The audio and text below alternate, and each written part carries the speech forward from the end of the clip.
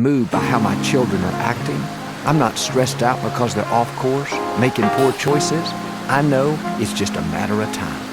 As for me and my house, we will serve the Lord. A single person might think, I'm not moved by the fact that I'm single and I haven't met anyone. I know God has already picked out the perfect person for me. God has already ordained someone to come across my path. I am fully persuaded this person is in my future. That's His power to supersede all things in the natural. Business may be slow, the economy may be down, but God says He will prosper you even in a desert. Your checkbook may say you won't make the mortgage payment, but God says He will supply all of your needs. It may seem like you'll never get out of debt, but God says you will lend and not borrow. Your medical report may say your only option is to live with that sickness. But when you can have a chance, faith rose up, expectancy rose up, hope rose up. I became fully persuaded. I knew God would make a way, even though I didn't see a way. And that's exactly what happened. Today, all of us at Lakewood Church are not just believing for the promise, we're enjoying the promise. We're not just dreaming the dream, we are living the dream in our beautiful facility. What you focus on is so important. Jesus was finished teaching. He thanked the fishermen by telling them to launch into the deep, where they would catch a great number of fish. These men began to reason in their minds, and doubt rose up.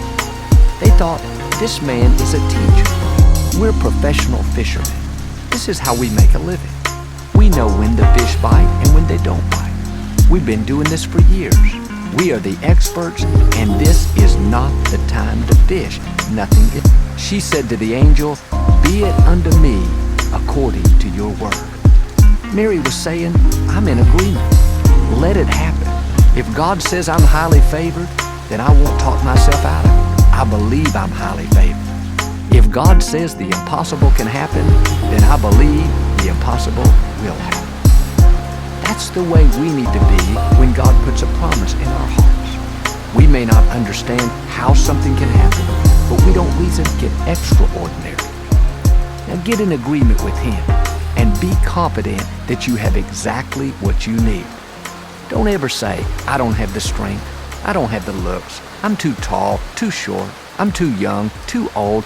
Zip that up and declare, I am anointed, I am equipped, I am empowered, I am the right size, the right nationality. I know the right people, I have the right amount of talent. An ordinary that God has given you. Are you sitting back thinking, I don't have the talent, the education, I don't know the right people? No, you have exactly what you need. It may seem small, but when you take these steps of faith, God will do for you what He did for David.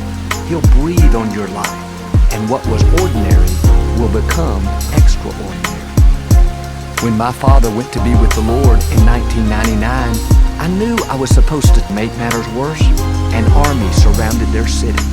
They cut off the water supply and were waiting for the people to get so weak that they could walk in and attack them. These lepers had nothing going for them and no future to speak of. But one of the lepers said to his 3 friends, if we just sit here, we're going to die for sure. Why don't we take a chance and march toward the enemy's camp and see what happens? Notice they didn't have great faith, but you need to get ready. It won't stay small. You will come into increase, to good breaks, to the right people, to healing, restoration, new opportunities, and to favor like you've never seen before. When Moses was leading more than 2 million people through the desert trying to get to the promised land, they had just come out of Egypt. It didn't look like they had any way to put your nose away. You wouldn't give up if a loan didn't go through, or you didn't get a big sales contract you'd hoped to land. You'd just check it off and say, all right, that's 1 no out of the way. Now I'm only 19 away from my yes. Rather than being discouraged, you would be encouraged every time you heard a no. But too many people, because they've hit several no's in a row, they lose their passion. But you got to get this down in your spirit. Yes, to buy some major equipment so you can take the business to another level. He went to the bank that he'd used for many years. Everyone on the staff knew him. They loved his business plan. He had proven that the concept worked on a smaller scale. But lending money was very tight. They turned him down. It was his first no. He could have become discouraged and given up, but he went to another bank. The second bank told him the same thing. It's a great idea. It's just asking you to try one more time. The next time may be your yes. Most likely, we won't have to go through 1,000 no's like Janine. My question is, are you willing to go through a dozen? Will you keep trying if 5 banks turn you down? Will you stay in faith if 3 medical reports in a row are not good? Will you take a chance on meeting somebody new if your last 2 relationships didn't work out? If that's my yes. Other people may not see it. Other people may try to talk me out of it. Other people may say I'm just too positive, too hopeful. That's okay. I'm a believer and not a doubter. I know that's my yes. It wasn't any time before the heavens opened up and they saw the abundance of rain. But had Elijah given up on the first no, the second no, the 6th no, it would have never happened. Think about this. But he will also pay you back for every injustice. He will make up for lost time and guide you to where you're supposed to be. You may be discouraged and think that your situation will never change. Maybe you can't see anything happen. But if the curtain was pulled back, you could see into the unseen realm. There, you would see God at work arranging things in your favor. He's planning to open this door, bring a certain person across your path. Blessed, you can't be successful this year. Or you've heard what the medical report said. You're very sick and might never be healthy again. Or you remember what that coach said about you growing up. You're not talented. You don't have what it takes. The next time someone says something discouraging to you, the next time your own thoughts try to convince you how impossible a situation may be, just give the same reply that God gave to the people of Israel. Yes, it may look impossible. He received the Outstanding Cadet in Airmanship Award at the U.S. Air Force Academy. He served as a safety consultant for NASA and is considered one of the leading experts in flight safety in the world. Not only that, Captain Sully is a certified glider pilot. For 36 years, he has been flying planes with no power. Very few, if any, pilots had more experience and more expertise in flying a plane in the door. God bringing the right people, God turning it around. The creator of the universe was smiling down on you. His gracious hand is at work in your life. Now you may not have as much education as somebody else, but that's okay. You have an advantage. You have this favor factor. Maybe you don't come from the most influential family. That's all right. God can take you where you cannot go on your own. Deep down, you have up in the king's staff. He wasn't a cabinet member, an advisor.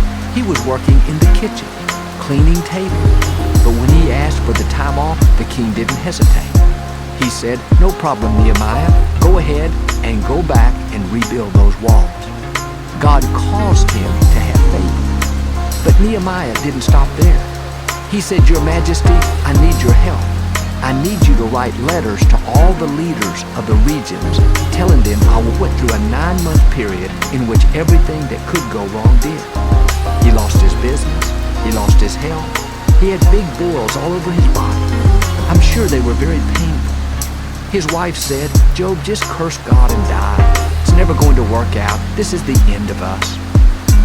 Job had plenty of opportunities to be negative, bitter, and to blame God. Instead, Job understood this principle. He knew the favor of God would keep his have this revelation that you're a child of the Most High God, crowned with favor. Then when adversity comes, when you face difficulties, you won't get worried and bent out of shape. Like this little fish. A God-sized prayer is, "God, I'm asking you to not only turn my child around, but God, use him in a great way. Let him touch people all over the world." An ordinary prayer is, "God, just help me to make it by this month. Just help me to pay my rent." There's nothing wrong with that. But a God-sized prayer is, God, I'm asking you to increase me in such a way that I can not only pay off my house, but I can also pay off someone